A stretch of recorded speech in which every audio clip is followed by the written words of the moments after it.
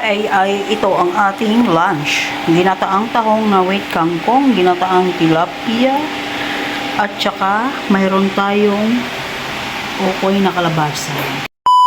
Sibuyas at saka kamatis. Yan, lagay na natin. Sabay-sabay na yun. Yan, isa-isa. Then guys, nag-brown na yung sibuyas at bawang at saka kamatis natin. Saka natin nilagay ang ating tahong na 1 kilo.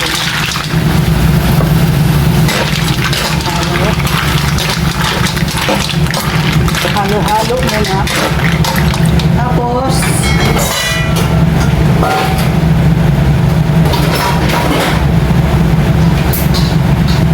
takpan muna natin yan. Then guys, mukos-mukosa na ito ang ating ginataang tahong. Ngayon, maglagay tayo ng pangkay na kangkong. Yan. Pangkay ng kangkong. Isa-isa lang. Halo. Takpan ulit. Maglagay na tayo ng asin at paminta.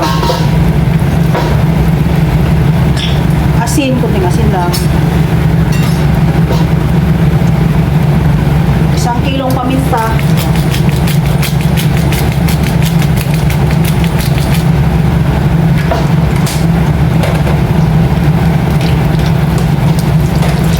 Haluin.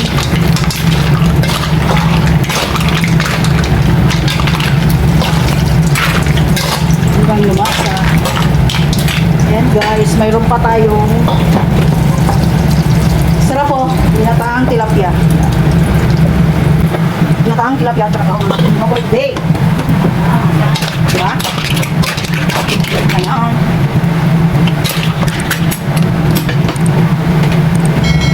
Tapos, maglagay na tayo ng ating gata.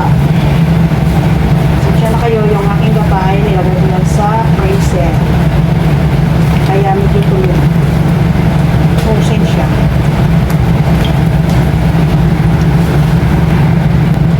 Turong gata. Yan.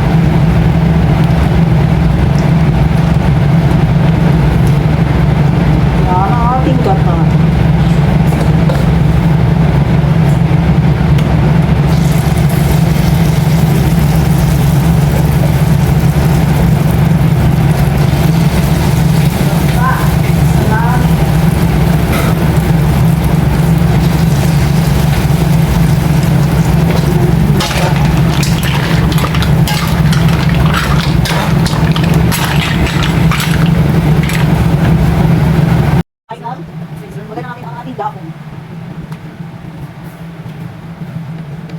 Saan na lang yung dahon namin? Huwag lang kasakit.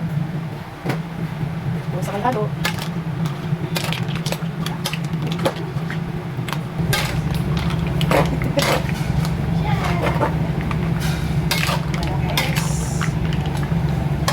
Ang ating ginataang. Takpan muna natin mga 1 minute. Tortang kalabasa.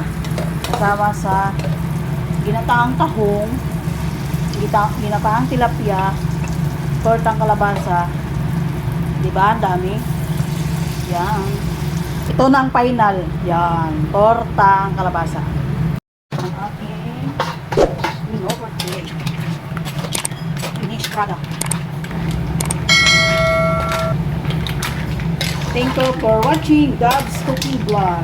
Don't forget to like, comment, and share. Thank you guys. Bye-bye.